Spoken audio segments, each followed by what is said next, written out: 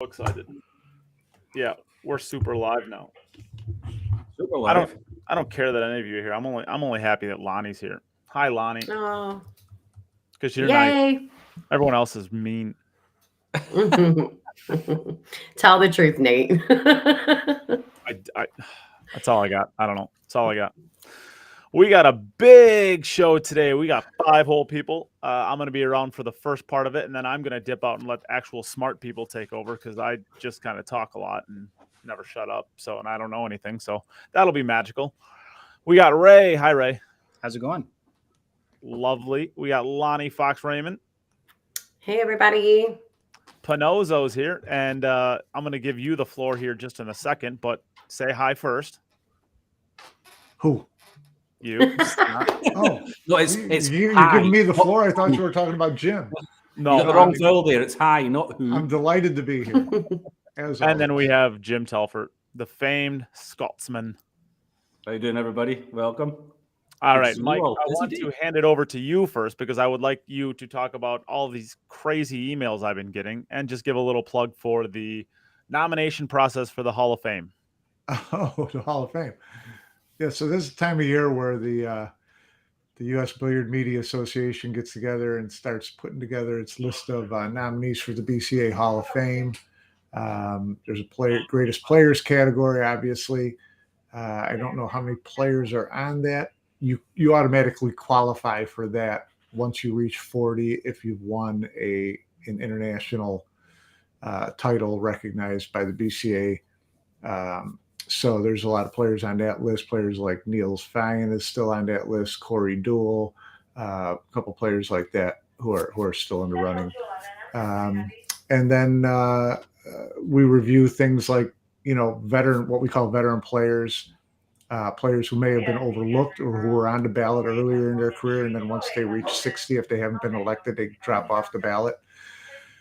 So we'll be looking over some players that may have been overlooked in the past, like a Jimmy Mattia or a Keith McCready or, someone like that. And then there's meritorious service category as well. That's, people have had some kind of impact on the sport and or industry through other means than playing. So it's always a fun process. We get, there's about 25 to 30 USBMA members. And then once we get the ballot funneled down, it goes to those members as well as to living Hall of Famers and a handful of experts in the field who end up doing all the final voting. So it's a lot of fun. Looking forward to it. The Hall of Fame banquet this year, as in previous years, will be at the in Norfolk at the International Open during that event. So it's something to keep your eye out for to see who gets elected this year, and it's always a great event to be at. And I appreciate your letting me take time to spew that stuff out there. Well, certainly. I mean, I'm like a tiny little part of it now these days, so no, it's great. I want it to have some success going forward, and if I can use a platform to help with that, sure, awesome. Appreciate it. Yeah, we all do. Is the Earthquake literally not in the Hall of Fame, Keith? No, he's not. Yeah, got to get him in there. Well, the Pool Hall of Fame is probably one of the most difficult to get into of any major sport. I would venture to say. I mean, they only take one per year. They can take 2, but you'd have to have. Am I right in saying this? You have to have 2 people that have over 75% of yes votes. Yeah. So that has happened exactly 3 times or twice. Once. It's only been once since we went to that format, and that was the year that Allison and Johnny Johnny were both on on the ballot for the first time. Yeah. So yeah, it's a tough Hall of Fame to get into, and it should be. I mean, to me, my philosophy, all Halls of Fame should have great players who are not in the Hall of Fame. I mean, that's kind of. There should be, there's baseball players who hit 400 home runs who are not in the Hall of Fame.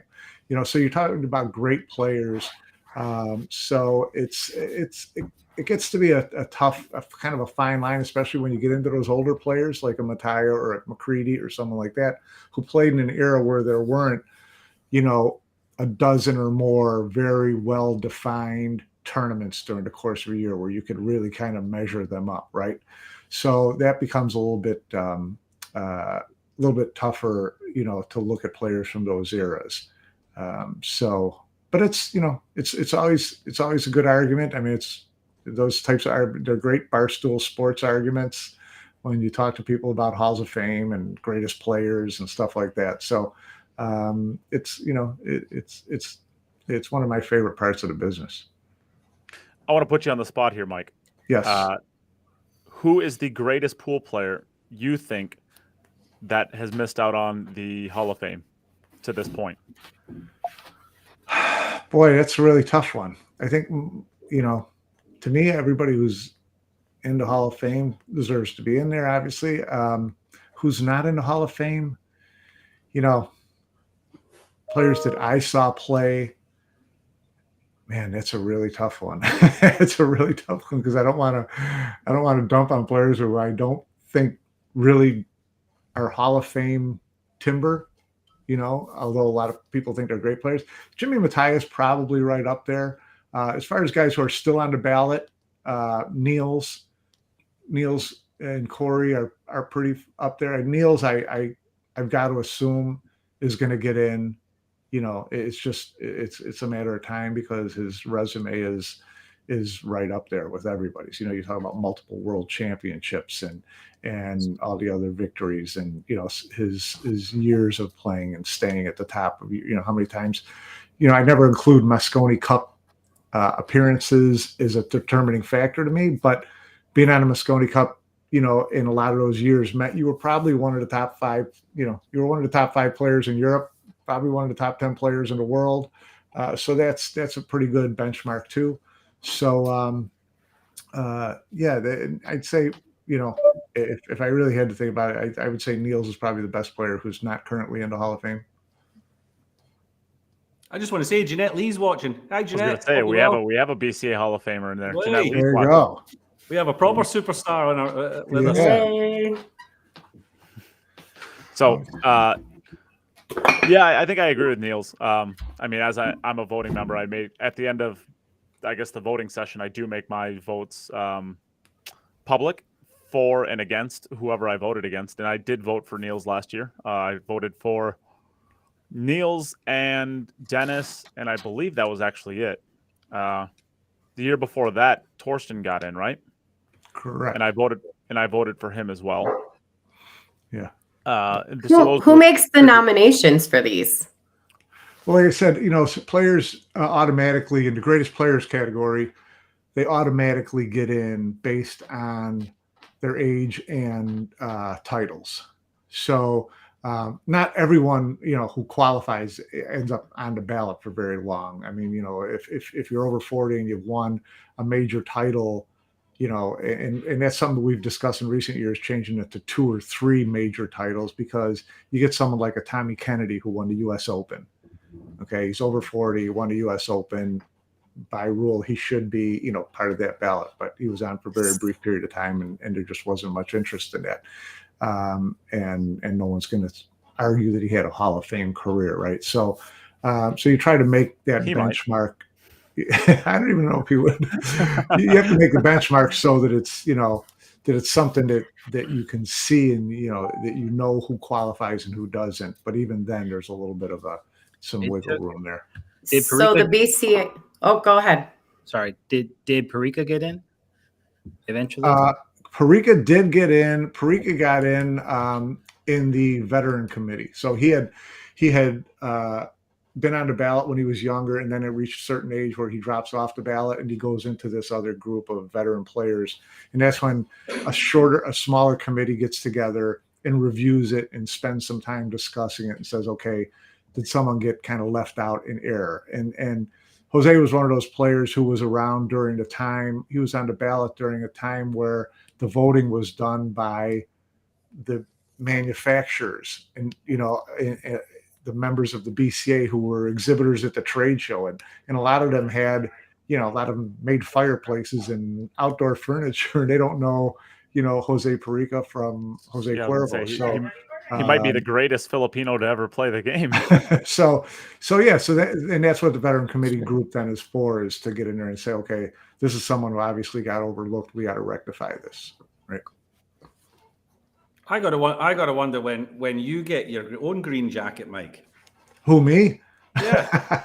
I always say, listen, I couldn't support any club that would have me as a member. Hey, what about us? Yeah, you're a member of our club. Yeah. What does that tell you about what kind of regard he put us in?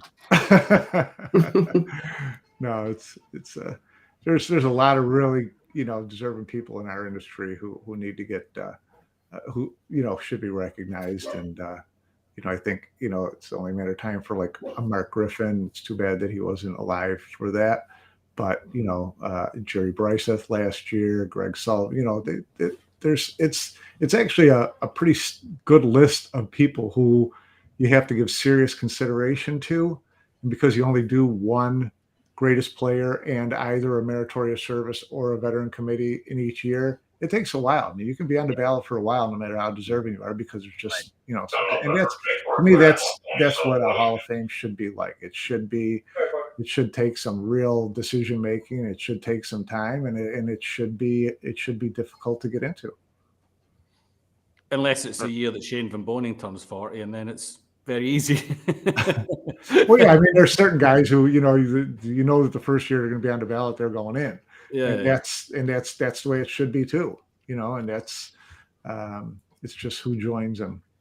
So after Shane, I'm like looking across the industry of people that are coming up on that 40-year-old mark that are, in my mind, no doubt Hall of Famers. After Shane, can you think of any that are kind of falling into that category? We mentioned Niels. Niels is there. Niels is already on the ballot. He's over. He's 43, I believe, right? So he's already on the ballot. Yeah, Niels has been on for a few years. I'm talking about I mean, Jason's 34. I mean, he's quite a ways away yet. Yeah, I mean, he's quite a ways away yet. I'm sure. I guess I don't really know how old Roberto Gomez he's actually over 40. It's actually kind of, I guess now that I think about it, you got to be on there from winning a major international title.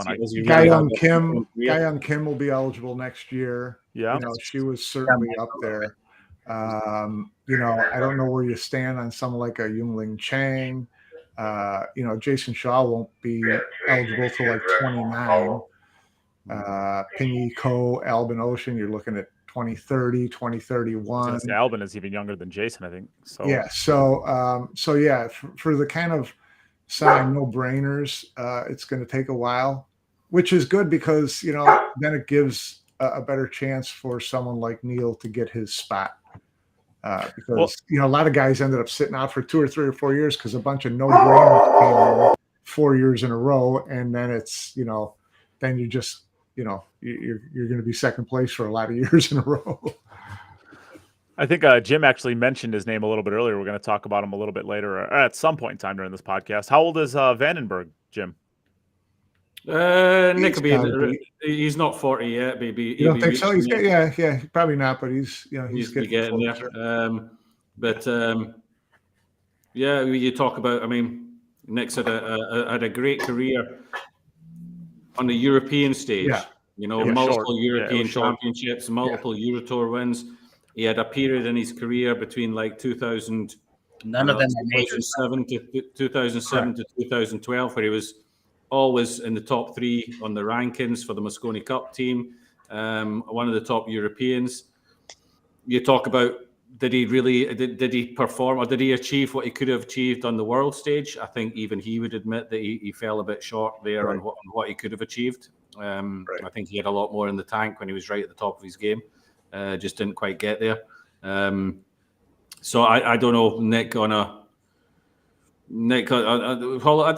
don't know. I mean, yeah, that would be a tough one to me. I mean, everybody's got their own. That's the great thing with voting is you get your own, use your own way that you determine who you think deserves or not, right? I feel And for like me, Chris it's always Melling has been. got to be getting close too. I'm sorry. Chris Melling, I feel like, has got to get close too. Again, Yeah. Yeah. has I he don't know really on the world snapped off, stage has he whether snapped off yeah. those tournaments that automatically puts him in the running for something Yeah. like that? And that's thing for me. It's always about a couple things. One, did you ever dominate? Were you ever the dominating player? Right. Two, majors. I don't care how many Euro tours you won, how many whatever. The greatest always come down to how many major titles did you win? When everybody was swinging their hardest, how many did you come up with? Those are two of the biggest things to me. And then longevity can be, something that can be like a little tipper, in someone's favor if it was over a long period of time. So, but everybody's got their own kind of rules that they guide themselves by, and that's what makes the arguments interesting always. So it's like I said, it's like that in all sports. I got a question for you. Francisco Sanchez-Ruiz. Let's say it all stopped now as far as his domination goes, and he's dominated for 1 year, basically. A year he's dominated for. Does that get? Is that has to be?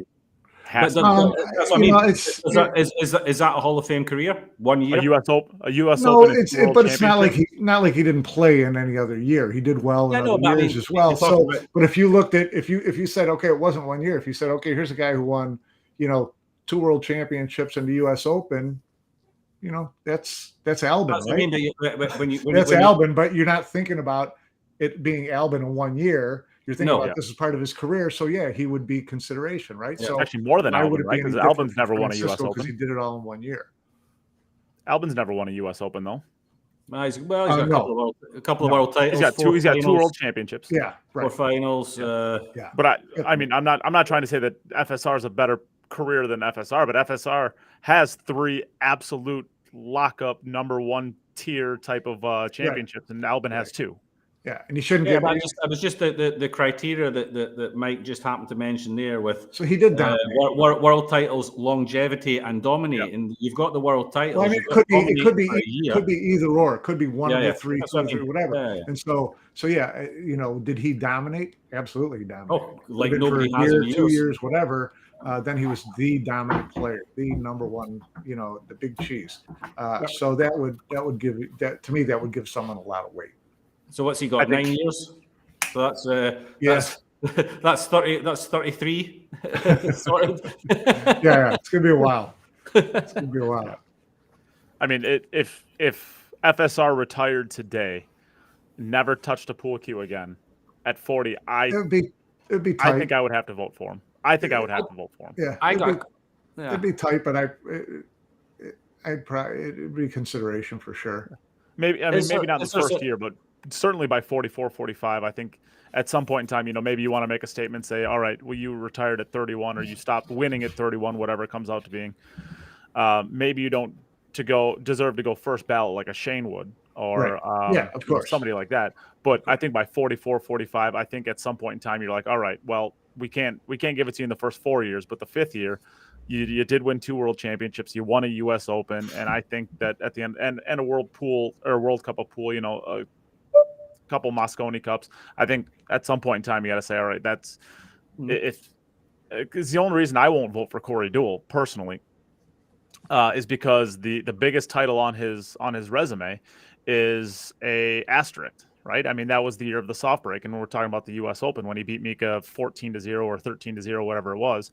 That was an asterisk for me. And if that is your number 1 thing on your resume and the next thing on your resume is a fall off of, certainly a full tier of, he's not a world champion. He's won like an All Japan Open, stuff like that. I mean, he has a couple of good wins on it, but if your number 1 win is a question, I'm not going to give you credit for that.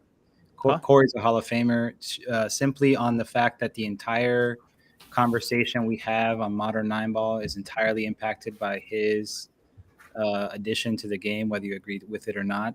He's fundamentally shifted 9-ball from the 90s era of hard breaking and explosive, all this other stuff with no rack knowledge at all, to super champions now who have optimized rack reading and breaking and made it to the point where it's a total joke across the board, and they have to implement rules like 9 on the spot, break box, all this other stuff to mitigate his influence. He every time somebody goes to a Matchroom event now and is breaking open a 9-ball rack with the 9 on the spot, they're being impacted by Corey's addition to 9-ball. Whether you agree with it or not, it is. I feel like that he was totally the beginning of the whole rack mechanic thing. Like, absolutely. That has completely pivoted 9-ball into a modern era, and he's the focal point linchpin of it. So is it greatest player or meritorious service? Yeah, that's he's done enough as a player. I think he's done enough as a player. Thanks for ruining the game we love, Corey. Yeah, it's 100%. It's like, I don't know, would I vote for him or would I make sure he never made it? I think Tommy Kennedy's resume is more impressive than his. And if we're not, I mean, we can agree that Tommy Kennedy's not one. Why do we automatically? He's too influential. It's kind of like, like a Steph Curry changed basketball, right? Now everybody's getting up in their high school gyms shooting threes from half court, and the kids, that's what they do. But his game also elevated to the very top. Okay, so Corey impacted this change, but that didn't make Corey a champion. It just made everybody play differently. Sure, but Corey's won a U.S. Open, and he's won. He's won some other tour events. I mean, some legitimate tour events when the UPA tour had all the top players, things like that. He's won a number of tour events. But again, if I put a lot more weight in majors, then he comes up a little short. Yeah. I would especially when the one he does have has an asterisk. You can't say it doesn't. I mean, he blanked the guy and played better. Those are the rules, and he played better. Joe Tucker should probably be considered getting in as well for his meritorious service. That's a first guy. Yeah. I've got a question for you, Mike. Let's say you've got 1 year and your top candidate, you as a group, the committee, is there a situation where you decide the top candidate, we don't think he's worthy of it, and there's a year where nobody gets inducted? There hasn't been. There have been a couple of years where it's been kind of close, where the top vote getter, got, barely 50% of the votes. But in general, there's always been, there has been a couple times where we've thought that there wasn't someone from one of these other categories, but we've always been able to put a list of greatest players together that we thought was strong enough that whoever did get the most votes deserves to go in. So there is the intention that there will be. The intention is, you'd like to get someone in there every year. Yeah, of course. Yeah, I think that there's a couple. And I think going that way too, you end up having staggered. You have people that'll slot in, and so somebody gets pushed back, and so there's always a few years worth of people that are in consideration. I mean, even like Parika, the fact that it took him that long to get inducted is kind of crazy. And beautiful player. So, but that's what makes it compelling. And maybe one day when I have a financial windfall, me and Mike Panozzo will collaborate on a proper Hall of Fame building that we can build. Yeah, and bring our friends. Yeah, be really cool. I always think of that scene at the end of A League of Their Own, where they have they come and they have their addition to the Hall of Fame or whatever, with all the women and stuff from that.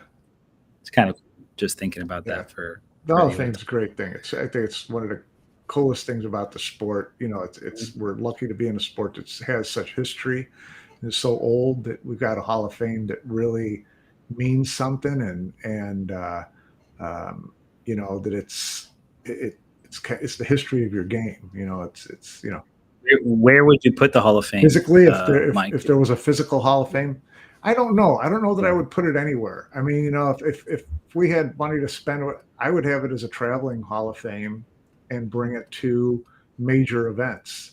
And then you could actually get people paying to go see it. Now, these days, and the great thing with technology these days is you could have a traveling Hall of Fame and still have it very interactive and very in videos and pieces to touch and all that kind of stuff. You could do a lot with it. So I think that you would have a lot more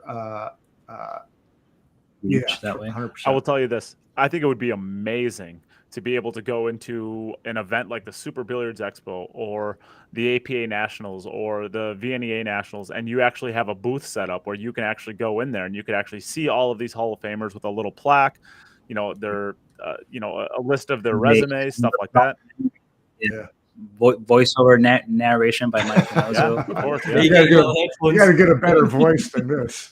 But I think that'd be kinda think- fantastic for like not only the understanding of what the BCA Hall of Fame is, but also just the growth and the understanding that this is out there. And I think the one thing that pool has always lacked is marketing, not for lack of effort, but for lack of platform. Let's say.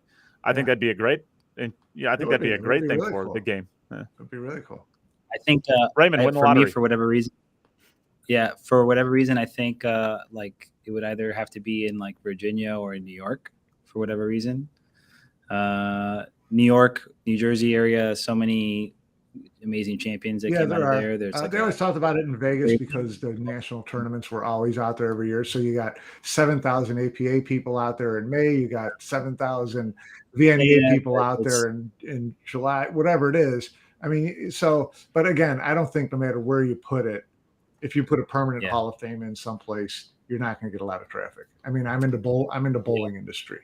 Bowling had bowling had a permanent physical Hall of Fame in St. Louis, right on the corner of Busch Stadium. It was a spectacular place, and they really tricked out. It was a really cool Hall of Fame, but it's not something you're going to make money at with people visiting. And they had a decent number of visitors, but then they moved it to their new headquarters in Texas, and it's just people dribble in and dribble out. But I think that it would have more impact taking it around and dropping it in front of people and saying, listen, look, whether you're a pool player or not, come in and see what our history is about. Sure. The thing that I mean, I've been to two of the Hall of Fame banquets now, and the thing that I really love about the whole thing is that the players who have been inducted, they will crawl over broken glass to get to the next event. They're all there dressed in their great. They all do. They all make the effort and do their best to be there for the next person that's getting inducted, and making sure it's a special evening for the new guy or the new girl who's coming in, and they make them feel very, very special. They welcome them to the club. It is. I mean, it is a green jacket as well, but it is like winning that Masters golf. Yeah, you're in really, really exclusive company. Exactly. Welcome to the club. That's the whole thing. Yeah, that's the whole thing. Fantastic evening. And it's I think it's great. I love the Hall of Fame. I think it's fantastic. Yeah. Well, what I'm really hoping to do is have it in Vegas again next year. Do one of those anniversary Hall of Fames where we get flying all the Hall of Famers and do it in Vegas during the Moscone Cup next year would be great. Cue up table. Awesome, yeah. What's that? Cue up table. There you go. There you go. We gotta start lobbying Mike, see if we can get it set up. That would be cool. That would be. I think it would be fun to do that there. And I gotta be honest. Part of the reason would be is that next year would be Shane's year, and Shane alone is going to require a room bigger than we can get at the International Open. I mean, unless you kick out all the tables and decide to take over the entire one. It's been. I think 17 was when we had the 50th anniversary where we had all the Hall of Famers fly in and all that kind of stuff and had more of a festivity about it. And so that's been, this will be 5-6 years since then. So it's time to do it again. Yeah. Love it. I'll be there. Great. So anyways, we've spent a half an hour on the Hall of Fame, which I really appreciate. It's a great conversation. We could have a whole show about the Hall of Fame anytime you guys want to do it. But I don't think everybody tuned in today to listen to me drone on about the Hall of Fame.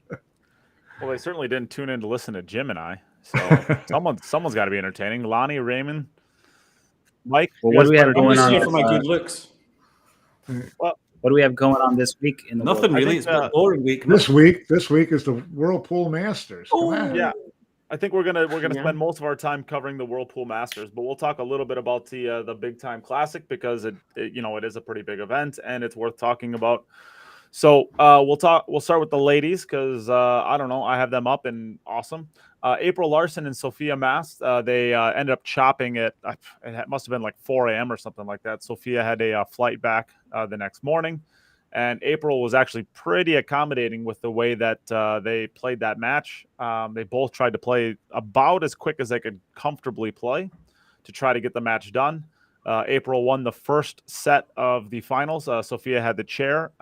April Larson won the first set, and they decided to chop it. So April Larson, I believe, is the second weekend in a row that she's involved with a chop at the end. This weekend, last week, with the famous calling the cops incident, which I do want to give Tina credit. We kind of torched her a little bit last week. She did reach out and apologize. So that was not an easy thing to do, I'm sure. I think we at least need to acknowledge it after having the conversation we did last week. I think it's important to acknowledge that she at least reached out and apologized for her actions. So I'll throw that out there. Past that, I guess, Lonnie, you said you watched some of this. You want to talk about anything that happened on the ladies' side?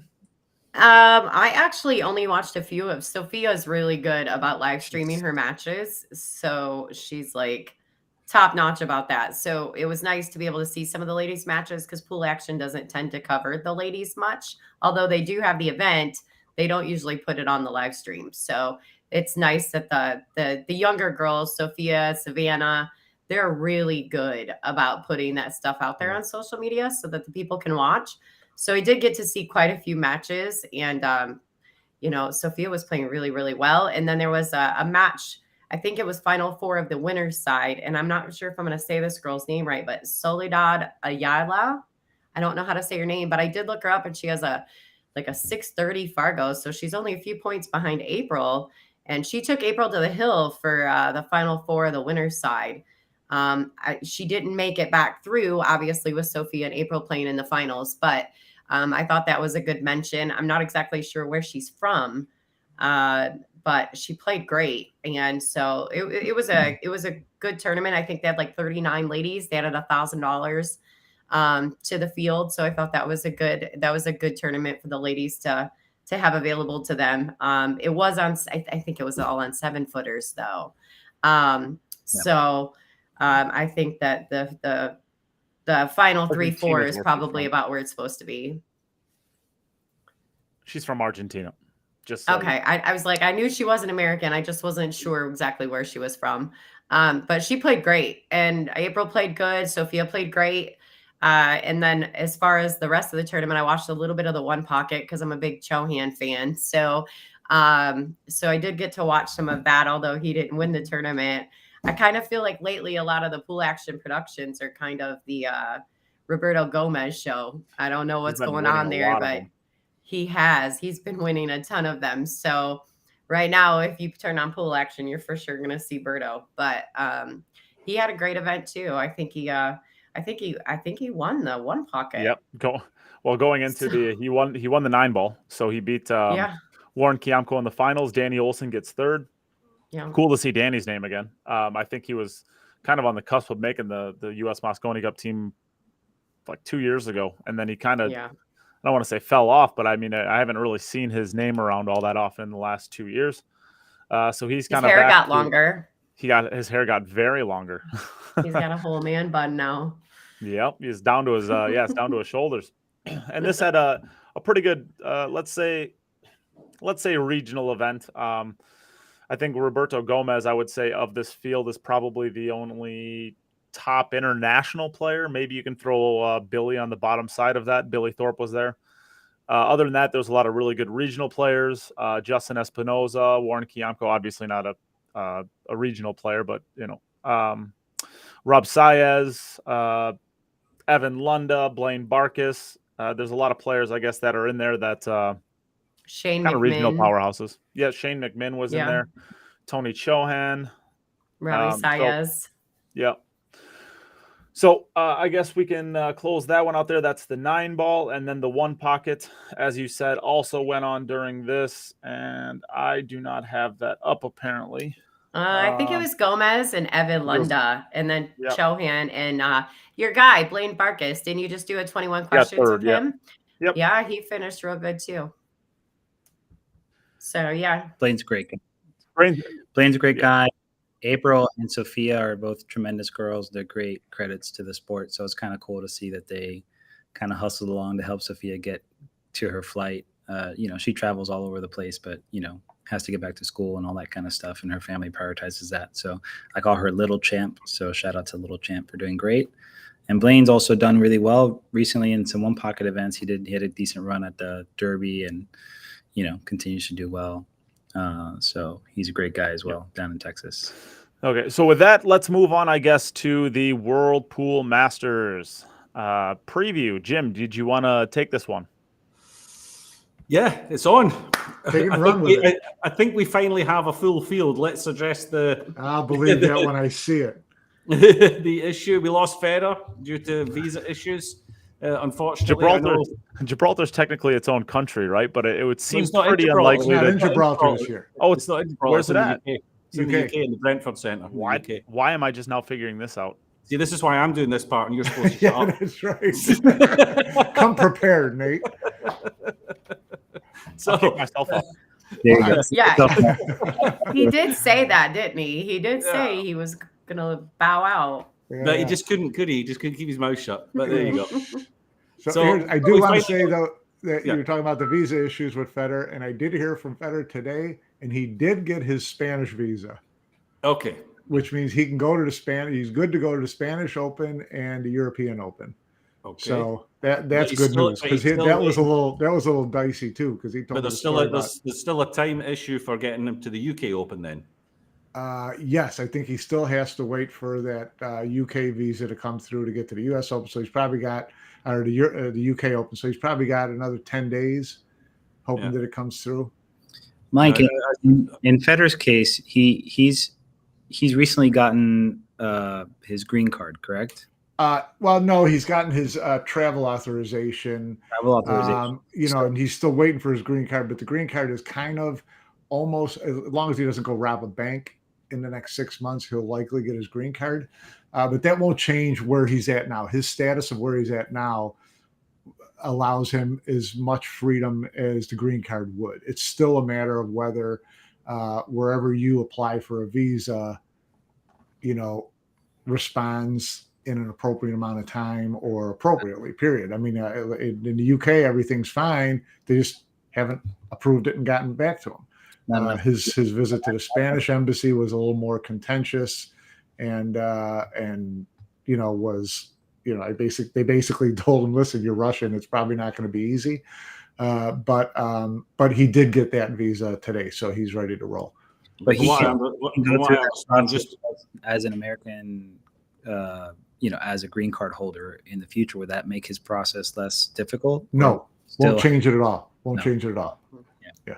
And for what I understand, for him on your side of the pond, he had to jump through all sorts of hoops just to find a place where he could go and apply for it, because it's not just round every single corner that he can go and apply for these things as well. I think there was one place in Chicago and one place in He came to Chicago for the Spanish consulate. He went to a place in, the UK, they don't have face-to-face interviews. So that's part of the problem. It's all just kind of done over the transom through emails and whatever, and you don't ever talk to anybody live. And so you're kind of at the mercy for how long it takes people to do something. So, and it's probably different for, all sorts of, different countries you would need a visa for. That's why, whether he ever plays for Team USA or not, he will shoot for a U.S. passport in the next 5 years, because then his visa issues go away. Then he just travels. Basically, right. The green card application and all that is just so that he can get back into the U.S. easily. Correct. Once he leaves, it's not really about having easier access to other countries or travel. He still has to apply for all the freedom to return. As much as anything. Yeah, and it doesn't change his nationality. I think. One rumor that I saw on Facebook that I want to quash. I saw a few posts that Federer was not refused entry into the UK. It just didn't come through. Correct. It just hasn't come. He's still waiting on it. And he's still it's the same thing that happened to. There's some people that are throwing out the nationality. No. He's just not being allowed. Same thing that happened to Kachi a few years ago in 19 or in 21. In 21, Kachi missed the UK Open because they dragged their feet getting his application through. And Federer actually said that he applied last year before the war broke out. He had an application into the UK for a visa for that spring too. He said he got a approval and his passport back 7 months later. Crazy, yeah. So, but anyways, I digress. So we lose in this year. We lose Federer, the big matchup that everyone was looking forward to, SVB against Federer. We don't get to see that. So Matchroom then reach out to Vietnam, and they get Hulk, I can't pronounce the name. Just Kwok. Wong. I go with Kwok. We go All right. And then everything seems good, and then everyone's excited because SVB gets his chance of revenge because the last two times they've met, I believe Shane's been done over by this guy, and everyone's thinking, okay, that's got a bit of spice to it as well. How's Shane going to react? How's he going to react? And then we find out that his visa is not going to work for that event either because he applied for a visa for the UK Open and it had a start date on it, and that start date doesn't fit with the dates of this tournament. So he overlooked that. Matchroom thought they had everything sorted out, and then they find out, oh no, they don't. So now they're going to go again, and they've gone for two-time Masters champion, Mosconi Cup great, and World Cup of Pool champion David Alcaida, which I think is probably a natural choice. There's not going to be any travel issues, any entry issues. And he's won it a couple of times before, so why not? It had to be somebody close by, mainland Europe or UK. So, yeah, how do you feel about that pick? Can I be the fly in the ointment on this one? Go on then. The big deal this year was that the Whirlpool Masters was merit based, and Federer was in there because he was ranked in the top 14, right? Because they had two wild cards, which they gave to Aranis and Zhang. So Federer doesn't go, and they jump down to number 49 for Kwok. Who was who was the next number 15 then? We can look at it. Then you could go to Wojciech, followed by Oliver Solnacki. So based on merit, then it should be Wojciech that gets the next spot. Yeah. So how did they? For Kwok, I almost kind of understood it because there really wasn't much Asian representation, right? But when you said, okay, now we're too close to the start date, we got to grab a European that we know can get here. How did they go from 14 to 29? What was the rationalization? And I have no, listen, this is not an anti-David Alcaide thing at all. I love David Alcaide. He's won it twice, but that's not supposed to get you in. It's supposed to be merit-based, whatever. So what was the rationalization for jumping over Conrad, Wojciech, Oliver, John Mora, Dennis Gray, whatever? What was the rationalization? That's what I would just be interested to know, because someone had to make the decision, right? I have no answer to that. Unless there's something written down in the selection process that a withdrawal is then a wild card. Yeah, I would imagine it is. Sure. At that point, a withdrawal is automatically a wild card. Right. So maybe. Why do I feel like we're in the principal's office and Mike is the principal? What's that? I feel like we're in the principal's office right now and Mike is the principal. Well, I know how these conversations go because I spent my entire childhood in the principal's office. Wow. This feels like retaliatory. No. It's a valid point too. Like if a spot opens up based on merit, then you should just go down I can't imagine that Wojciech had like some kind of like, I got 8-ball. And even if you weren't going merit, if it becomes a wild card, then what was the rationalization? What was the what was your mindset? The rationalization on Alcaida, I can understand more than the rationalization on Kwok. Yes, I agree. Yeah, I would go with that. Aside from, like I said, maybe getting another Asian in there, although Chang was ranked a hell of a lot higher than Kwok. So yeah, I mean, it's interesting how the decisions are made. I just always wonder. I'm just always curious as to, when you were sitting in the room with all these names in front of you, how did you pick this one over those? Yeah. And who knows, maybe at a certain point they're just like, well, we need to finalize this stuff and push go on some of this marketing stuff. And David might have just been an easy, hey, can you make it? Yeah, he's got a great reputation. He does well on the matchroom stage. He's done all that. Yeah, he's a past champion. I get that part of it, but at some point that merit part of it, where if you're Wojciech and you're like, wait a second, guys, I'm right here. I'm only in Poland. I'm not that far. I can get to the UK. You start to wonder, And especially because the Polish guys this is where you kind of hope to get good roles, in the sense that opportunities come up. They've by and large, all 6, 7 of them that are, super relevant right now. Yeah. Have put themselves in a position to be available for opportunities like this. So it's hard to say that they're not, and then Wojciech and Victor and, all these guys that are really kind of shaking a lot of cages and making deep runs in a lot of these events, I think eventually they're going to get the call for a lot of these things, and it won't be just. I'm sure that's what they thought. Yeah. Chris Alexander's on here on the chat. He's not with us today, but he's on the chat saying that they've probably got a list of reserves. You would imagine that they should really have a list of reserves, but these people should be then aware that they are the number 1 pick, the number 2 pick, the number 3 pick, should people fall out. And the Vietnamese guy would not be on that list, because if he'd been told this weeks ago, then he would have already figured out that his visa's not good for it, because he'd have done a check. Sure. So he wouldn't have been the first choice unless it was a last minute pick, So, I mean, it would be a good idea of them that they do end up having some dropouts with travel issues, to already say, okay, you're number 1, you're number 2, you're number 3.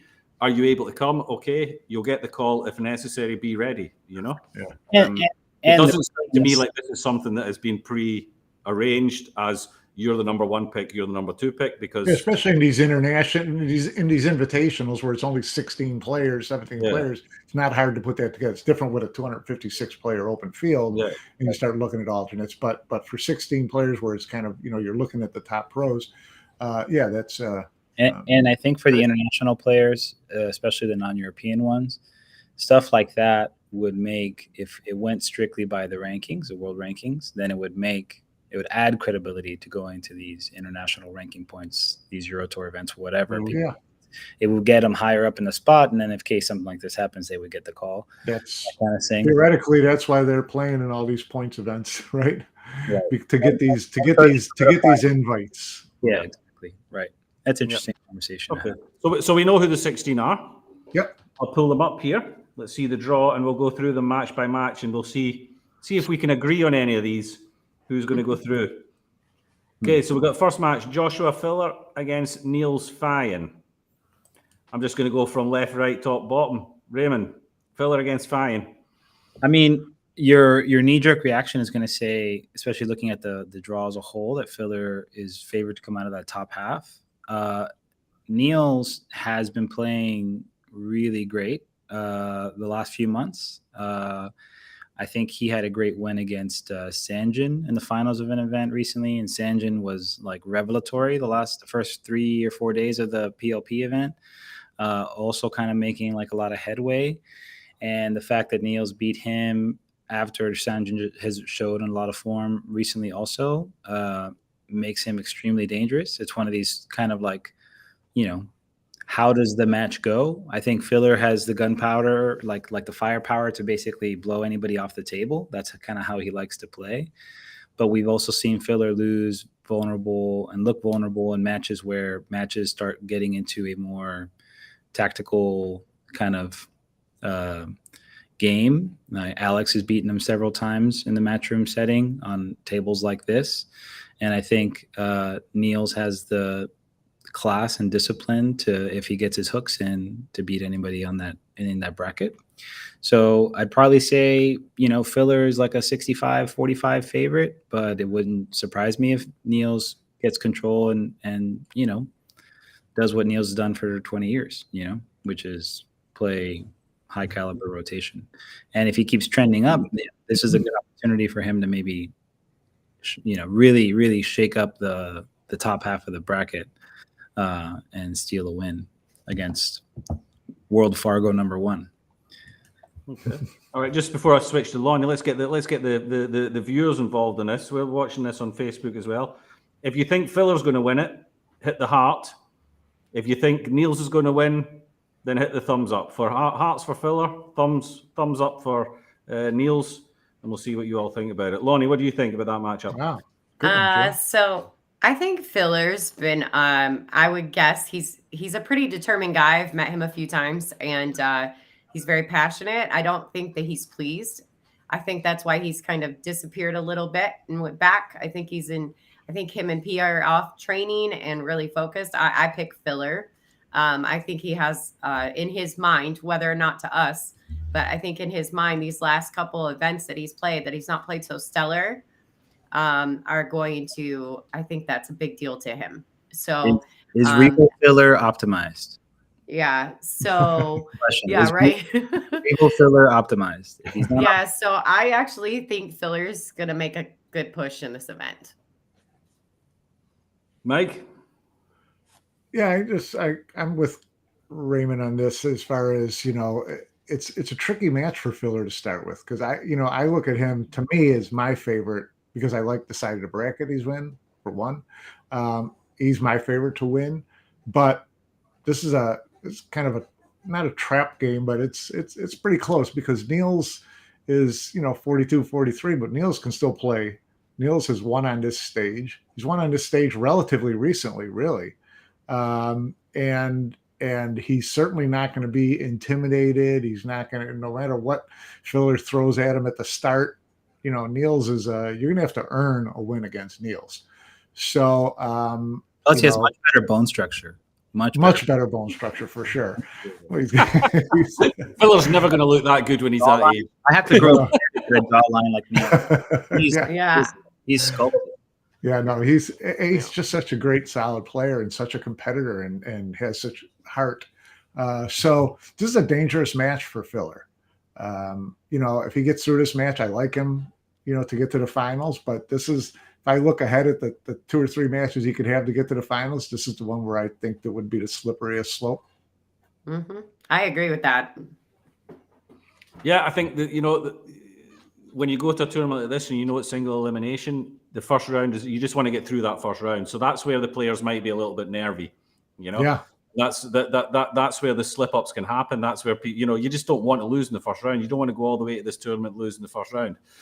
So we've seen it in the past. We've seen some nervy performances in the first round, and then people, once they get into the tournament, then they start to show their true capabilities. So I agree. Filler, you've got to put Filler down as favorite for this. But what in a race to, what is it? Race to nine for the first 2 rounds, then 11, then 13. In a race to 9 with the top 16 or 14 plus 2 or 13 plus 3 players. How big a favorite is any favorite in a race to 9? It's small margins. Well, Niels is in a good place at the moment. He's just had a new table put in his house. He's all motivated. He's got his videos going. He's showing his table in there, and it's all brand new equipment. And he'll be on there. He'll be hitting it hard. He'll be hitting it hard the last few days. And he's one of these guys that there's a lot of guys through there. Again, you go into the first round and you draw Filler. They think, oh, Niels is like that. Yeah. He loves that kind of stuff. He'll go out there and he won't. And not only be in the first round. Niels has shown good form the last 2 or 3 months, so it's not like he's just kind of coming out of nowhere. No, he's happy where his game is. He's trending upwards, and somebody like him who sets himself on a goal, he's spoken publicly about multiple times about wanting to make and qualify for the Mosconi Cup. This is something he's relishing 100%, the opportunity to play Filler, because it would be a major statement for him. Even though he has nothing to prove, it's a big hi, still here. Still here, still hitting balls.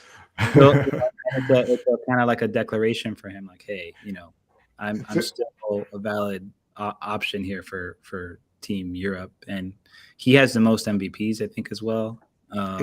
Team Europe in history, so he has the pedigree to back it up. So and it's interesting. Jimmy said, what are the chances? What would people say the chances are of Niels beating Filler? according to the bookmakers, it's 12. According to bookmakers, it's 12-1.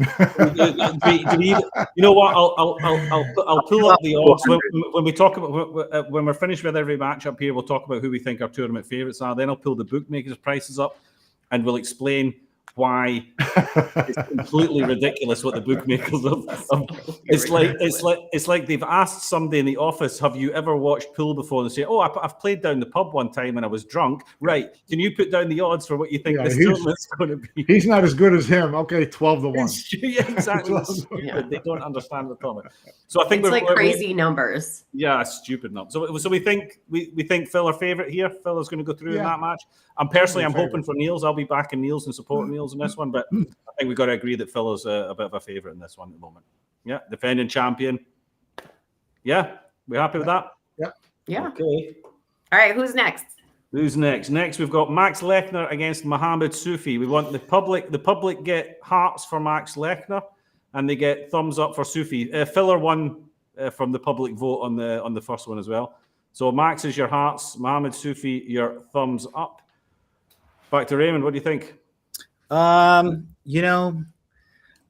haven't interacted much with either guy. Max I've seen around. I haven't seen Sufi around. I think people are maybe hoping for a Sufi filler round 2, just as a major fireworks thing. Max had a pretty 2 or 3 years ago had a pretty strong curve, and he had the U.S. Open as well. He got to the finals recently, so that was last year. Almost made Mosconi Cup.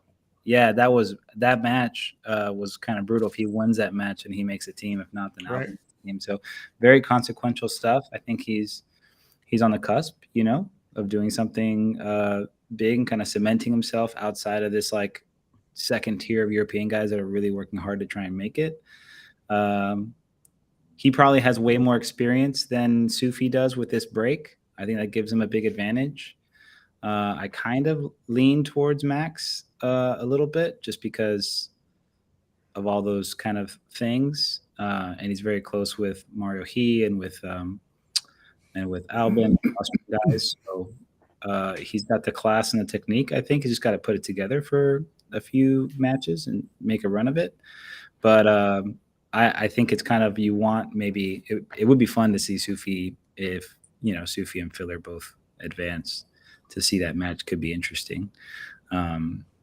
But the texture of the matches up, they all change depending on who advances and who, so we don't want to presume one way or another, but it'll be an exciting match. I kind of like, it's weird because I think Max has the skills, like the individual tools, but I think maybe Sufi's had higher form more recently. So it feels like maybe he's got a hair more momentum, even though Max did well at the US Open. I haven't really heard much of him since. And Sufi's had kind of like a spark, he's kind of like a new guy on the field, and he's very dynamic to watch. So I think it's a matchup thing too that benefits kind of both guys. Like if I'm a more methodical player, I want to play somebody like Sufi, because if I get my hooks in, then I know that I can control tempo, and that makes it hard for those guys to kind of build rhythm.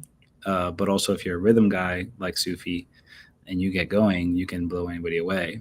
It's just kind of like, who gets control first, makes that happen. Lonnie. All right. So wow, 2 completely different players right there, right? Max Lechner's super paced. He carries the same pace around the table all the time, very composed, very smooth and melodic. And then you've got Sufi, who is just a ball of energy around the table. As a player and as someone who is also big on fundamentals and rhythm and around the table, I obviously like Max Lechner, but I really, for the fan in me, I want to see Sufi win so that we can get some Sufi filler action. I want somebody to shot clock that match and see how long it takes. If they match up, it could be the fastest match ever. Personally, as a player, I think Max has time in, he's seasoned. I think that he surrounds himself with the right players, and as long as he keeps his pace and it doesn't allow Sufi and some of that stuff to get in between his ears, I think that Max definitely could win this match. But the fan in me wants Sufi to win. Mike. I like Sufi in this match straight up. I don't know. I just like the energy that he brings when he plays, his kind of devil may care type of attitude. And I'm sure they've played each other plenty, Euro Tour, and German Bundesliga. And Sophie, obviously he's done well on a matchroom stage. He's shown that television and a single table doesn't bother him. Conversely, a year and a half ago, Max was kind of the flavor of the day, and finally got himself onto a matchroom stage for the PLP or whatever I think it was, or whatever it was, and was a disaster. And he had that big run at the U.S. Open and almost made Mosconi Cup last year, but still, I didn't feel like I saw him a lot last year. I don't know, other than the U.S. Open, he was really close to making Mosconi Cup, but I don't remember how, to be honest with you. So I don't know. I just like Sufi coming into this match and just doing what he does, which is have fun. And Max will know that he can't make any mistakes because Sufi will just like go blazing around the table, and it'll be 3 racks will be through before Max gets back to his seat. So, the idea of of Sufi playing filler is tasty too, because like that's one of those matches where if they're starting at 3:00, you better be tuned in at 2:59 because it might be over at 3:10. That's the kind of match where you could set the limit like a chess clock, where you both have 5 minutes total time to play a race to 9, and then everything at the table, they just start the clock, and then once they shoot, ticks down. Yeah. So no, I like Sufi in this match. Okay. Yeah. I like Max. I think Max is I'm very much my thought process for these kind of things is experience, and Sufi had a great World Championships, but until he shows consistency and is able to back that up with something else, the very next day or 2 days later, he went and played a money match against Robbie Capito, and Robbie Capito did him in, playing exactly the same rules, 9-ball show. I'm not. I knew Sufi before he did what he did. So I still see that guy as the player that I know Mohamed Sufi be. Still a great, great, great player, but not somebody who plays on a Masters stage, top 16 in the world, Whether he's now just a switch has gone, like a switch went with Sanchez Ruiz and he came from out of the pack and just became the top dog, whether or not Sufi has now made that big jump. For me, I feel like he needs another couple of tournaments to show that. And I just feel that Max is already there. He's already established. He knows the arena. He knows what he's supposed to do there. And I just feel like Max is there's something in me that says I love to watch Sufi play, but if he just drops 5%, then he's going to look pretty average, because you start missing those shots. Does he have a backup plan? Does he have a plan B? He doesn't seem to switch. He just keeps going for his shots all the time. But if you're missing them, it's a very risky game he plays. I think that Max is my man for that match. I think, but again, filler against Sufi. If Sufi is playing the same kind of pool as he played at the World Championships, who wouldn't want to watch that? Yeah. Right. But I think I go Max on this one. The public, our public, the thumbs up exploded. They all want Sufi, or they all think 100%. It was just the thumbs up just went whoosh, and then like one heart in between. I think that was probably if Carl's still on, he's like. So all right, so we're kind of split on that one, then I guess. But we all agree that Sufi against Filler would be a great match to see. Oh yeah, right, yeah, it'd be fun. Next one up. The two mates, the two best friends, Mario He and Alex Kazakis.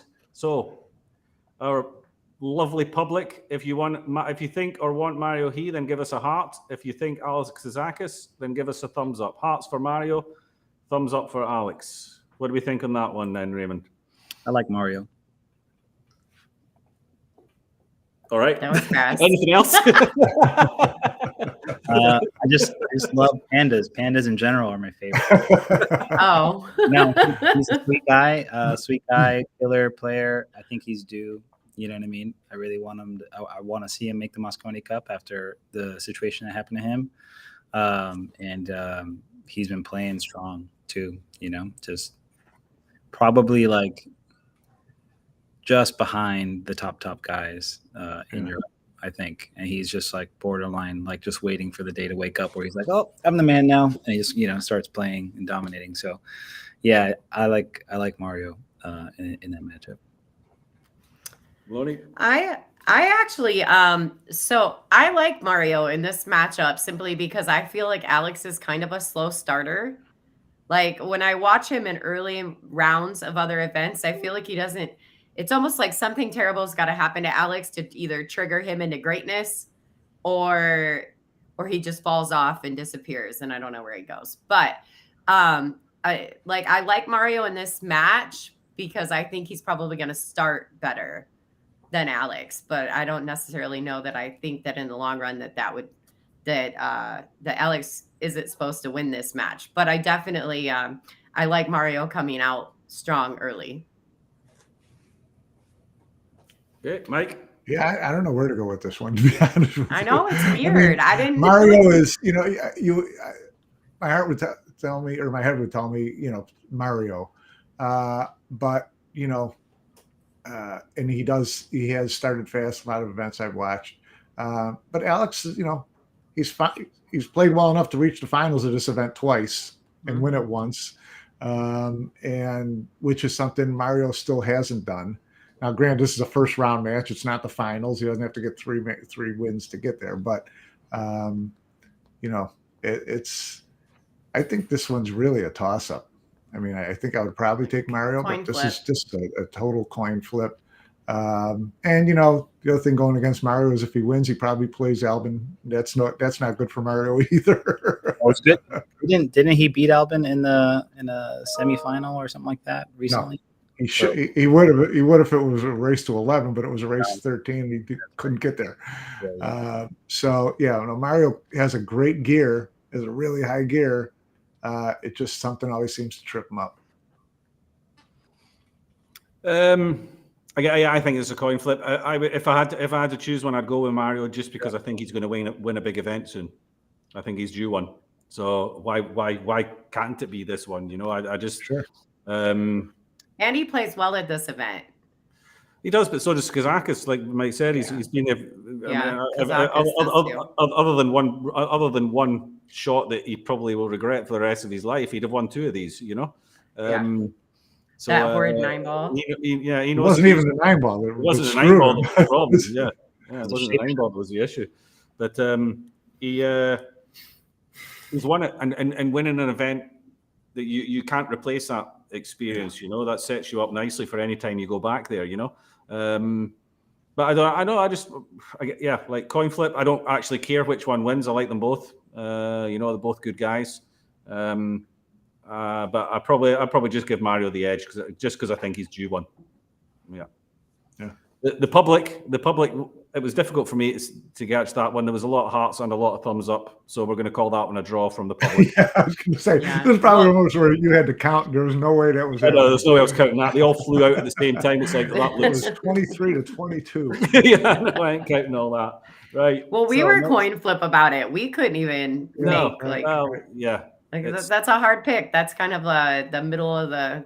It's one of those you can have your favorite on it, but nobody's going to be surprised if the other one wins. Right. Another one that's probably nobody be surprised if the other one wins. Albin against Kachi. So, Albin, your hearts. Kachi, your thumbs up in the public. If you think it's going to be Albin, give us a heart. If you think it's going to be Kachi, give us a thumbs up. Raymond, over to you. I like Kachi. I think Albin obviously does well in everything he plays in, but I feel like Kachi has shown some really, really strong form the few times we've seen him recently.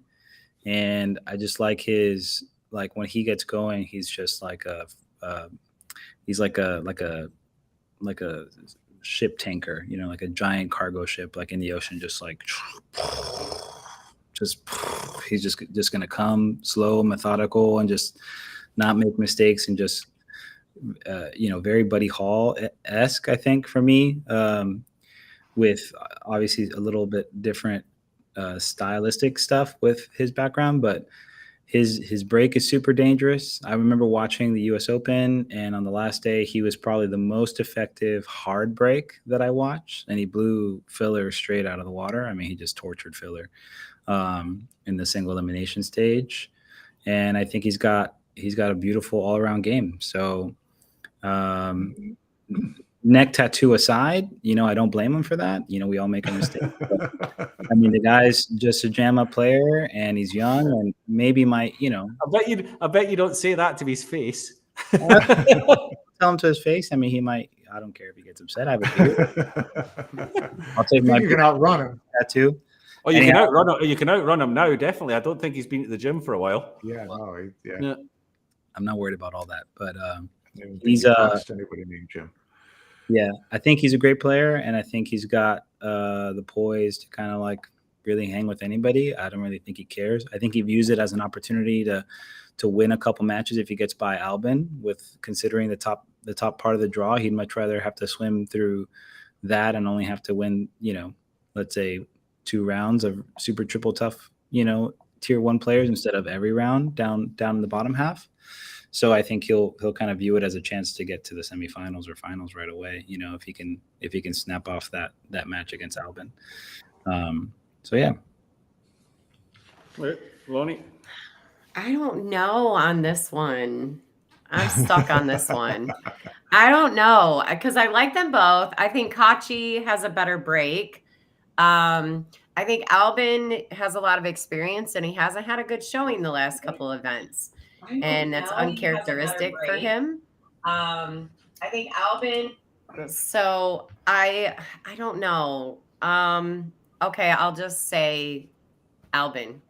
I don't know on this one. Mike. Like, I really don't know. I'm going to say Albin too. I like Albin in this tournament, this arena, this format. This where he really seems to shine. It's 9-ball, not 10-ball. I like Kachi a lot more in 10-ball. And I think Albin, has his safety game has gotten to the point now where he can hang with Kachi in that type of game pretty well.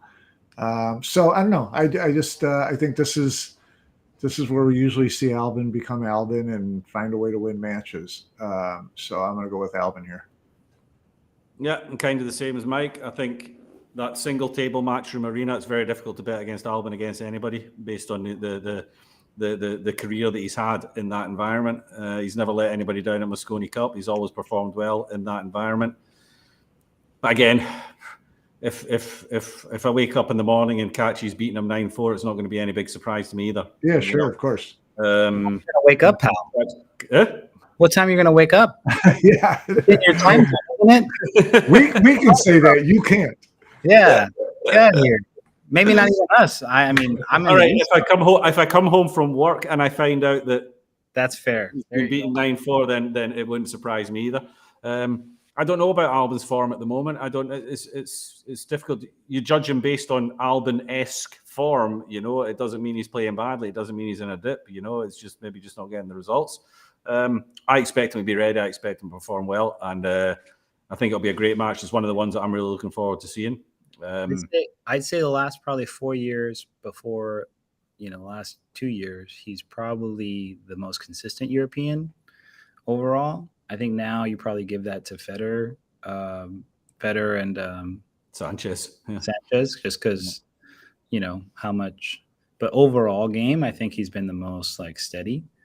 Sanchez, I feel like maybe just has a slightly higher gear overall, and has kind of Filler, I would say the same, has a higher gear than an Albin, but Albin doesn't waver too much, I don't think, from his level. You know what I mean?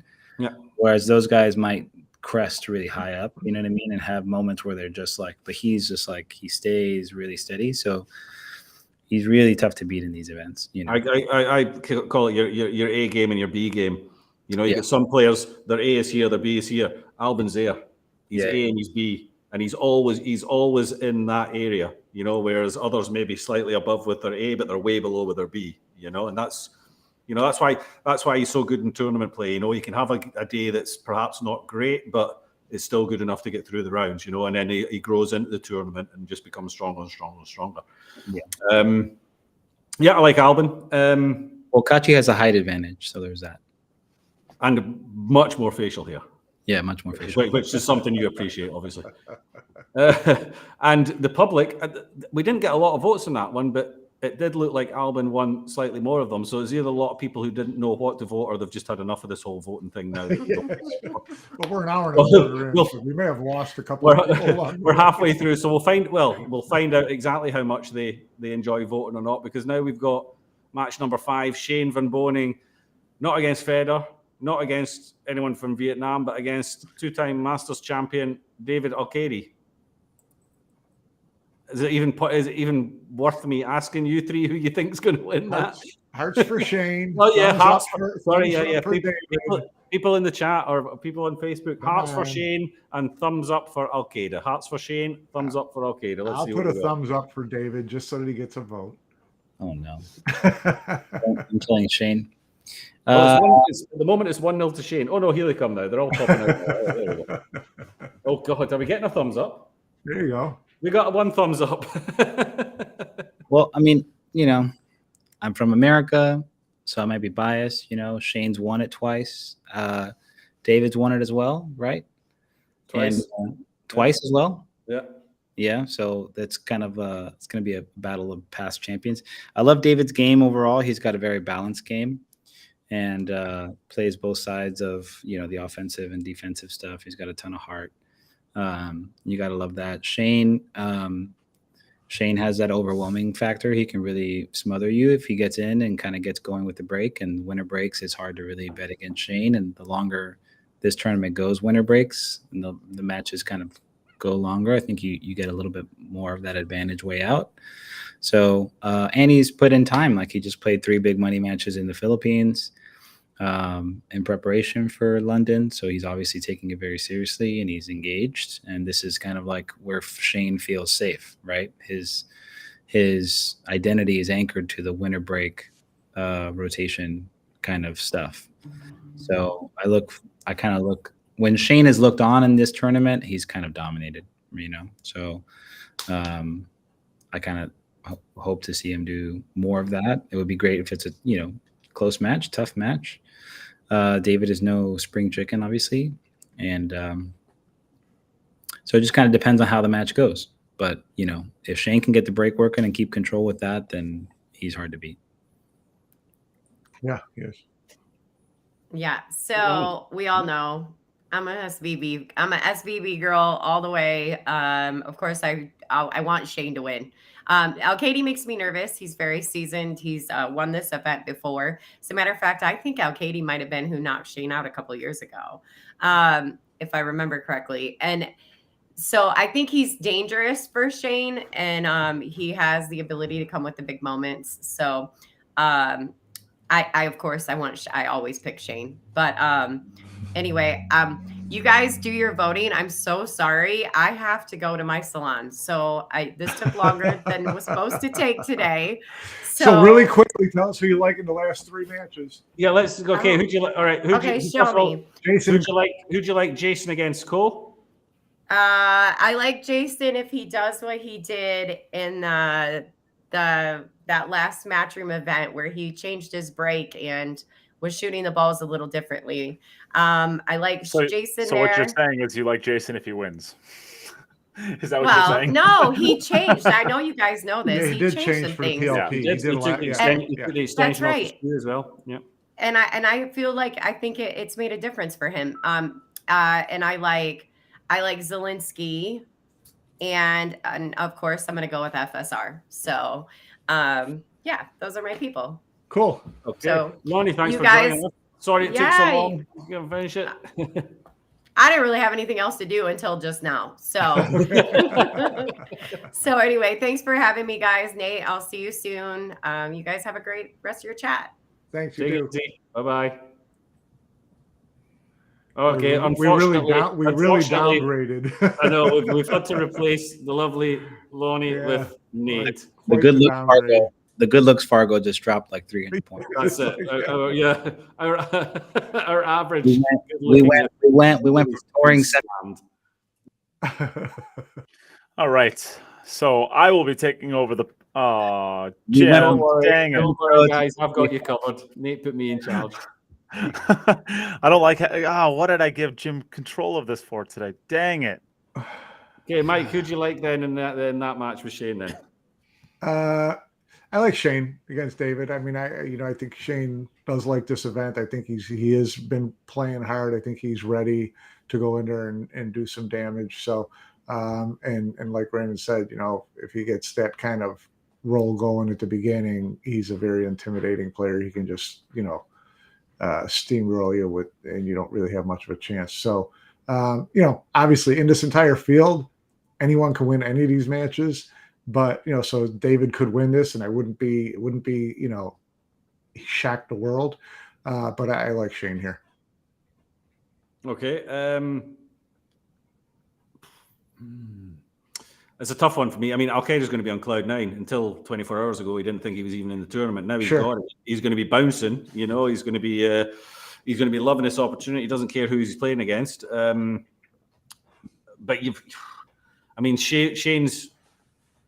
Shane's coin flip at worst against anybody in that arena, So I got to give it a Shane. And I would really love to see Shane against Jason in the next round. Yeah, that's always. So for that reason alone, I'm going to go with Shane. I feel like that, like you said, could go either way, but Shane's slight favorite for me, and I'd like to see that matchup against Jason. I think that'd be fireworks in the next round. Yeah. Okay, so I'm talking about Jason. Jason against Cole. What a matchup that is as well. That's just great match. That's monster. That is a monster match. That's monster. Nate, we don't really care about your opinion, but you're more than willing to give it. He's gone. All right, Raymond, we'll start with you then. This whole bottom half of the whole bottom half of the draw is basically just very brutal. It could have been apex brutal if Federer was in, but this match is kind of rough. Ko's a world champion, world 9-ball champion. Jason hasn't done that. You can't discount him. He's just a beautiful player. I just finished watching, I think, the match they played from the International Open on AccuStats YouTube, and Jason won that with seemingly pretty handily. So it kind of just depends on how Jason is feeling and how he handles and shows up. But I'll just go with Jason for this match as my pick. But I think it's very, I think the concept you can go whichever way. But maybe Jason. Okay, I forgot to tell the public. Hearts for Jason, thumbs up for Co. Who do you think is going to win it? Hearts for Jason, thumbs up for Co. Right, Mike. I like Co. I think Co's. It took him a year or so after COVID, but I think he's really starting to play really well again. Just won a tournament recently. I like the way he's playing. I think he's a solid player. And you got to be honest, the Matchroom stage hasn't been Jason's finest place aside from Mosconi Cup. So just, on those really flimsy, because they're both such great players. So you really got to find something to split hairs if you're going to pick one over the other. So on those flimsy technicalities, I'll pick Co. Okay, just it was a landslide of hearts, by the way, on the chat there. So Jason on this one. Nate, what do you reckon? Co, for everything that Mike just said. I think. Oh Jesus, boy! I feel all of a sudden I feel like I made a huge mistake. The credibility of your opinion just went drastically downhill. Like, Mike. what the hell was I thinking? Panozzo just unsubscribed from Billiards Dice. Oh, come on. We need to start being nicer to Nate. Well, I hope Kelly didn't see that. Oh, sorry, Kelly. It was nothing personal. I need to update mine anyways. I just got my Darren one in the mail yesterday, so I got to get that hung up now. All right. I subscribed as well, so I'm expecting my first issue coming through the door at some stage. Attaboy. Keep those cards and letters coming. Everybody should be subscribed to Billiards Digest. No, I think Jason has come up short, especially in this tournament. This one specifically. For when was the last time you remember Jason making a run in this tournament? Now, that doesn't necessarily mean that Cole's going to do anything. And Jason obviously has the firepower to snap off one of these things whenever he wants to. And he did, have a runner-up finish at Super Billiards Expo. He said he made some changes. He feels better about his game. But I still just feel like Ko is hitting his stride right now and kind of getting back where he was before COVID. And I think that Ko is one of the favorites in this field. It's less about Jason and more about Ko from where I'm at. All right. I'm going with Jason. Just what did you expect? It's like against Shane. No, I mean, no. But one of the things that Nate just said there, this is an event that Jason can snap off. He's got the firepower to do that whenever he wants to, and I'm just going to assume that he does want to, and that he's going to come there and he's going to be fired up and he's going to play well. And Ko's not a good draw for him in the first round. Don't think he's got, it's not the guy you want. I agree. Ko is one of the top guys. I mean, this if this was the final of the tournament, you would not be surprised. No, it'd be great. So it's not the best draw that Jason could have got, but I think it's maybe something that will wake him up. We say he hasn't. You say that he hasn't really performed great in the Masters before. He knows going into this match he's going to have to perform well if he wants to win this one. So I'm expecting him to do exactly that. So I'm going to go with Jason. And it was a landslide of hearts, so the public think Jason as well. So you all know nothing. Right, let's go to the next one. Can I go back to Shane since my computer crashed and I had to restart? I want to get my opinion on the last one. David wins. All right, there you go. You gave your opinion. All right. Excellent. Victor against Zheng. Now, a lot of people might not have heard about this Zheng kid, but at one stage he had the highest Fargo ever recorded. And then obviously through more matches, it started to stabilize a little bit. But this guy can play. So I'll be interested to hear what you guys say. Raymond? I haven't seen much of Zheng play, I don't think. But, Victor is just a phenom and tremendously talented. And one of the Polish guys I really look to kind of like stand out from the batch. Over the next couple of years. I think he had a long stretch of kind of bridesmaid in a bunch of big events, and might be time for him to change that a little bit. So I'll go with Victor, Team Poland, and hopefully I can get a schnitzel sponsor out of it. Hey, we'd all like a schnitzel sponsor. That's what I'm Mike. That's right. Mike. I like Victor. I like Victor a lot in this. I like him in this tournament. I think this could be the type of event that he could snap off and turn another corner. I mean, he's won the Las Vegas Open a couple times, things like that. But I think this is kind of one of those that he's really looking for to win on this Matchroom stage. Zheng, I really don't know much about him. I read all this stuff about the Fargo thing and how his record has been against certain players. And, he's fared quite well. He's obviously talented, accomplished young player. But, long way to go to playing a one-table arena on TV in an atmosphere you're really not that familiar with. And you're not going to have a lot of time to get your feet underneath you because Victor can run and hide from you in a hurry. So, I just think Victor's too much for him in this match. Okay, Nate.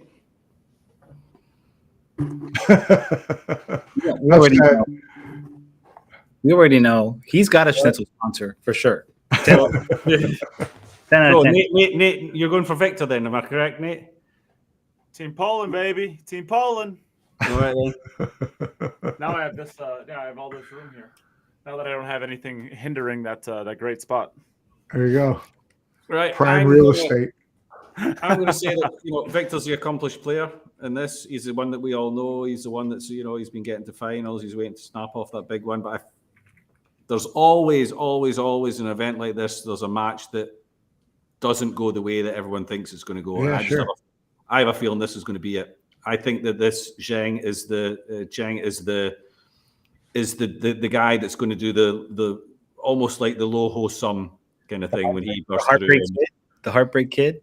Something like that, the Chinese kid at the snooker just recently that got to the semi-final, 20-year-old, I just have a feeling that, in a tournament like this, it's something that I want to happen. I like to see happen that these, unknown guys get to make a little bit of name for themselves.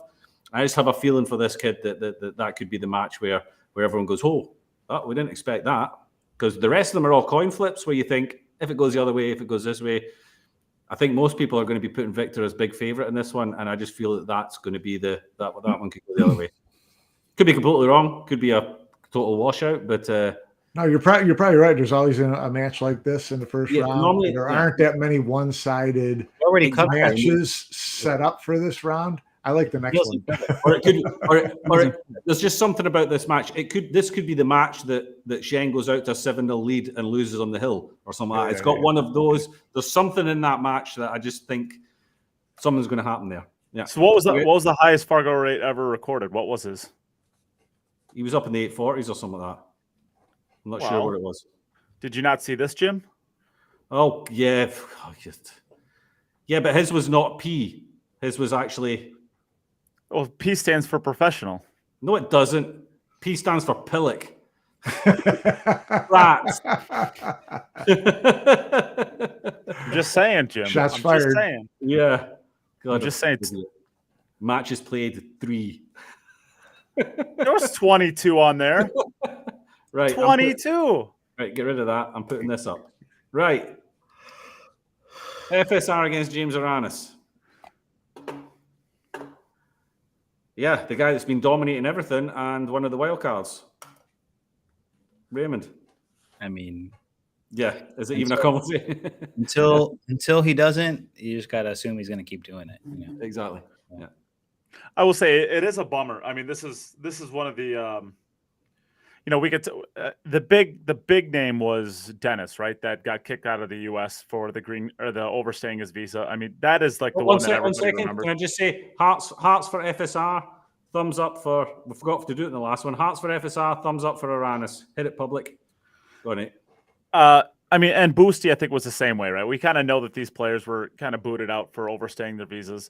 I think honestly, the biggest person who lost out from that was Aranis, not from like a money perspective or anything like that, but James Aranis was really starting to come into his element, I feel like, and be like really getting close to breaking into that, not that top tier of players like the, Shane and Jason and Joshua Filler like that, but, really tapping into that second tier of the best players in the world.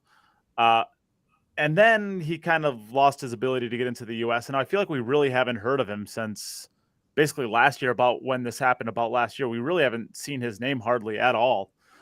So we don't really know what he's been doing. We don't know what kind of form he's in. I mean, he might be playing the best pool of his life, and he might be like taking a 4 or 5 year step back from it.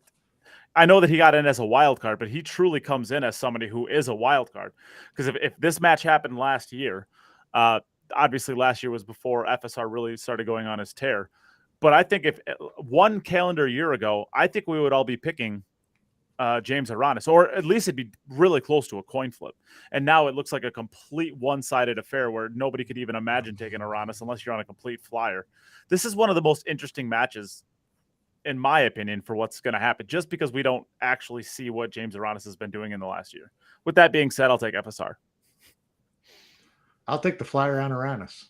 I mean, I like what you said before, Jim, about, there's always somebody in the first round who you never see it coming. And, James Aranis has the talent where he really wouldn't be sneaking up on someone, but no one's heard of him or seen him for a while. Yeah. FSR doesn't lose much, but he's had a couple tournaments where he's lost early in a tournament and then come back to reach the finals or whatever the case it is. And this is one of those things where if he lost here, it wouldn't be the end of his career. Not that he's going to take it lightly. I just think that this is a this is a good opportunity for Aranis to do something special. He's certainly got the talent to do it. And I'll just take a wild flyer here and say this is that first round matchup you were talking about where someone gets blindsided. Fair point. Could happen. FSR knows what he's into there. He knows Aranis. He knows that, just because he's a wild card, he's still a top player and he can play proper. Sure. I just, like Raymond says, until he stops doing it, I would say he's going to keep doing it, and I know we've had this conversation about the Mosconi Cup and stuff like that, about FSR being in and Al-Qaeda being introduced because that helps FSR. I think Al-Qaeda getting this wild card as well, this next spot, that's also going to be a boost for Al-Qaeda, for FSR. Al-Qaeda's bouncing around, but FSR will be like, that brilliant, my buddy's coming again. When do you stop thinking that FSR needs somebody to hold? I didn't say he needed him, Nate. You just don't listen. I didn't say he needed him. I'm saying it just gives him that extra. He's just happier than he was before. Don't you think Al-Qaeda was going to be there anyways? Sorry? Don't you think Al-Qaeda was going to be there anyways? With him? Yeah. If FSR needs somebody that's a fair point. He might have traveled with him anyway. Yeah. If FSR needs somebody to hold his hand that much, he would have paid David to go and paid him $5 grand to go. Nate, have I ever said that? Nate, have I ever said that? Yeah, pretty much last year at the Mosconi Cup. Pretty much. You pretty much did. Yeah. Pretty much is not the same as yes. You said that. I didn't say it. Just saying. I never have. I'm saying that he's happier when he's there than when he's not there. I just don't understand why this friendship where FSR is only going to play his best because game you've never had a friend. Probably. we've never in the history of pool looked at anybody else and said, well, Shane Van Boening would be a better player if Earl Strickland would have went and played, sat courtside at all of his matches. And I also didn't say that only do we do this and I also with FSR and David Al-Qaeda. I don't understand. Didn't say that either. I didn't say that.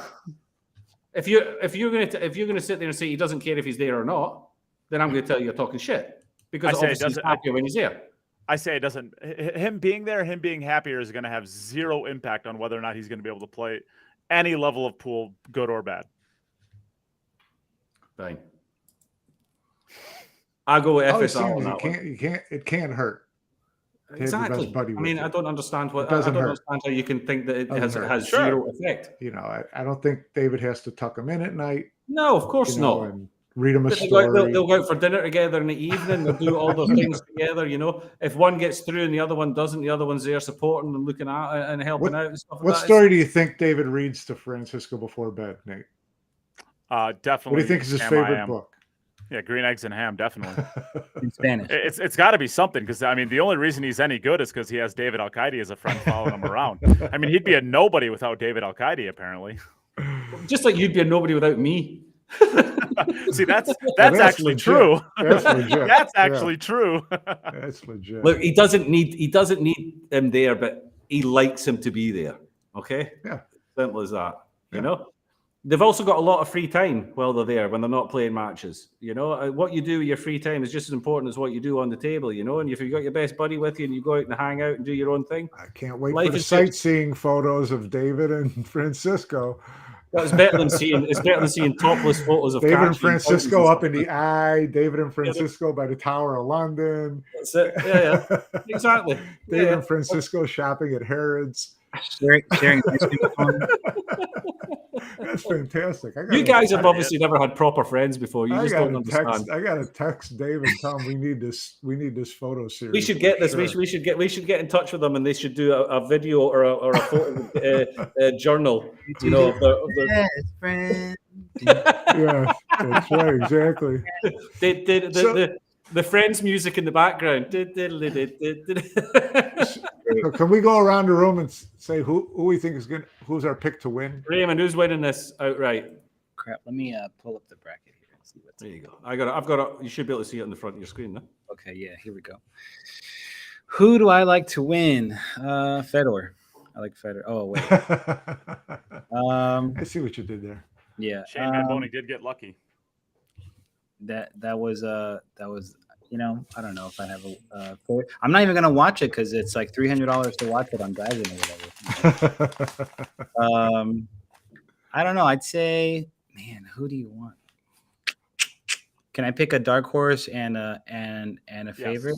Yeah, your favorite, who you want to win and who you think will win. Oh, I want to win. Ugh. I want to win it. Let me get in there one time. I got a passport. No, I think off the bottom of the bracket, I want to say it's weird because it's like this bottom bracket is so loaded. Yeah, it's brutal. It is really brutal.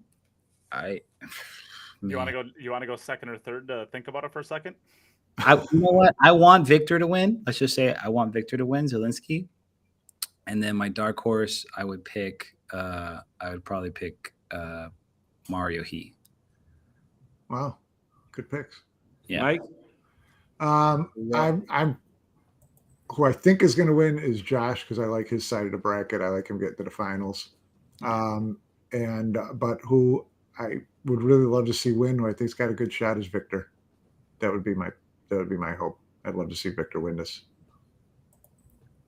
Nate? It's hard to pick anybody as a dark horse in this field, right? I mean, unless you want to take the 20-year-old, just because we've never seen him really. I mean, if I'm going to pick a dark horse, I guess my dark horse is going to end up being. It's hard to say Mario He's ever going to be a dark horse, but I think he has a real chance of winning it. But I like Koping. I think he's hitting his stride at the right time. Yeah, interesting picks. Where are you going, Jim? Jason Shaw. Nah.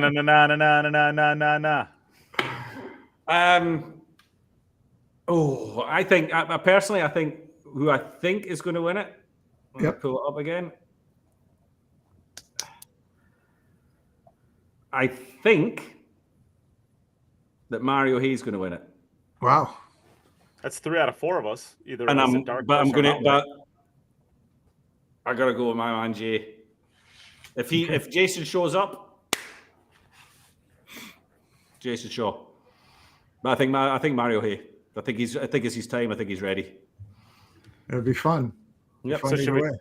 So we take a look at the odds and we can talk about how crazy they are, or do we even want to address this? Oh yeah, I think the odds would be a great one to press throw. that one then, don't you, Nate? Oh yeah, Oh, yeah, God. wrong one. So we have this. a 16 field single elimination pool tournament, race to 9, with the best 16 in the world or best 14 and 2 wild cards, and there's a guy in there at 66-1. 3 wild cards now, I guess, right? Yeah. Through The runner up in the it's world. not even the 66-1s that kill me. It's when you get guys like world champions like Coe, Niels, Albert. Coe and Niels for sure because they're going off won this less, before. yeah. They're going off at 20+ to 1. I mean, you would not be peeling off 100 and putting it down on Coe. Yeah, 33-1 for the guy that just got the recent World Championship finals. Yeah, well, he's got to win this 33-1, so that he hasn't proven that. But I mean, you got these other guys, like I said, can Koping Yi, does he have the talent to win 4 matches against this field? Probably at 20-1. Yeah, let me have some. Yeah, you can run it back 20 times. Sure. Yeah, sure. I mean, you can pick. Exactly. Yeah. You're gonna make money out of that. Yeah. I was thinking about it the other day, and I was thinking you wouldn't make a ton of money, but if you put 100 on 5 players or 4 players, and you picked the bottom bracket's loaded, so you pick 3 from the bottom bracket, 1 from the top bracket. You pick filler just to take the favorite. Pick 3 of those 20-1 guys from the lower bracket. You got a pretty damn good chance of making your $500 back, right? Yeah. I mean, I think you should. I think if you just take 5 players from the top side, I mean, no matter what, whoever gets to the finals out of that top side, let's say they're worst case scenario, they're 45% to win the match. Seems like you're going to have one of the if you're picking 4 of the players in the top, it seems like you're going to have somebody in the finals 50% of the time, if not more. Well, you can guarantee yourself a semi-finalist at worst at 9-1 at worst. Yeah, right. If you take the bottom half from Jason down and you bet on all of them, Jason is the favorite in that bottom half, and he's 9-1. Yeah. So I like Mario. He had 14-1. You get a finalist. You're guaranteed a finalist at 9-1. Oh no, Shane's in there. You've got Shane as well. Shane in there. You're guaranteed a semi-finalist at 9-1 at worst. Yeah. That's stupid. But yeah, I mean, give me Coe and Mario and whatever, and I'll take a flyer on that. Yeah. So which of these players do you think is the most egregiously placed as far as odds? For me, Ko. It's got to be Ko, right? I mean, that seems to Ko be at 20. Ko at 20 is just and even Alex Kazakis. I mean, a champion 2 years ago. It seems really. I mean, that just seems completely off kilter too. Eklund Kachi is the world champion 10-ball. I mean, of course, 10-ball. All right, that's at least fine. Fedor 6. Well, he's not in the field anymore. But Mario, he and Victor, I think at 14-1 is just crazy too. All of these seem. Do any of these seem right? Outside of like the people who are minus 5-1 or. Yeah. I mean, 9-2 in a field of 16 killers. That's not too far off. But everybody else is just fire away at it. Just, if you got the money, fire. I mean, I wonder what kind of odds you would get on Ko getting to the semi-final. I mean, just odds on him getting to the semi-final is probably 4-1. Yeah. You double up on him and Jason. You go all the bottom half of the draw on getting to the semi-final. You can't lose money probably. Yeah. This is where you wish you had a copy of Gray's Sports Almanac. Yeah, because unless FSR stops it off, when you're still not going to make much. So it's the question that I would love to ask is what do they use to create these odds? Because I mean, in their defense, there's not a lot of pool information, really solid statistical information that you're going to throw into a good computer form, algorithm, whatever it is that you're going to develop for it. That's really going to give you, something true. But I don't know where did they even come up with this? Who gave them the information that they were basing this off of? The only thing I can think is that pool is still in its infantile phase as far as the betting companies go. We saw it at the UK Open last year. There was a match that was up that was one of the female players against one of the top players, and they were basically even on that match. And everybody went in and piled money. Within 10 minutes, the bookies shut the match down and said they weren't taking any bets of anything more than £5 on that match because they noticed straight away that it was just getting piled on that match. I think they're still learning. I think these odds, what you see now, will have probably changed drastically now. I think if you were to go to the betting sites now and try and get 20-1 on Ko, I don't think you're going to get that anymore. These were the starting odds, and I think they will be adjusted based on the betting patterns. Yeah, sure, they always are. I'm pretty sure Ko is going to be a lot shorter than 20-1 now. So will they be doing match by match as well? Odds? Well, if they are, there's a couple of beauties in there again. If you look at this, I mean, if they do a match by match, let's say Zheng against Zielinski, are you going to get 5-1 on Zheng in a 2-horse race to 9? I mean, who's not going to put $50 on it? Yeah, right.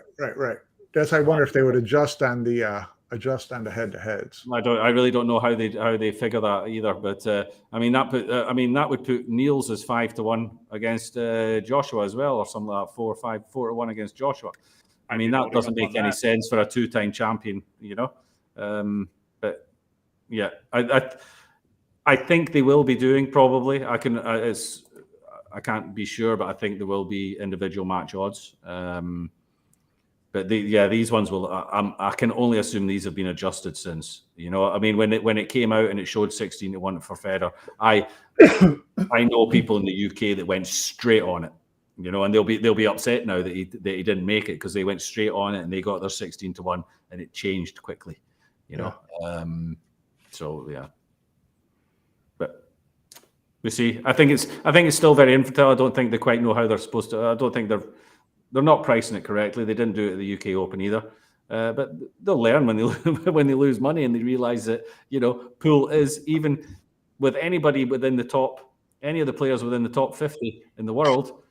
It's a coin flip most of the time. 9-ball race to 9 is a coin flip with anyone that's playing in the top 50, and they're going to realize this, and they can't have these big spreads of odds. I mean, the favorite's not going to win many tournaments in pool tournaments. So we'll see. Yeah, somebody will make a bit of money. Somebody got good odds. Yeah.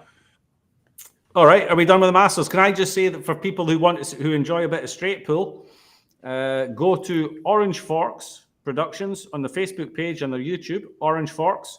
Nick Vandenberg today and for the next 4 days is trying to break the straight pull record, the straight pull world record, which they have as 669 because he's playing all ball fouls, and Jason's 714 had a slight graze on a ball at. So Jason's actually got 2 records apparently: the all ball fouls and the cue ball fouls record.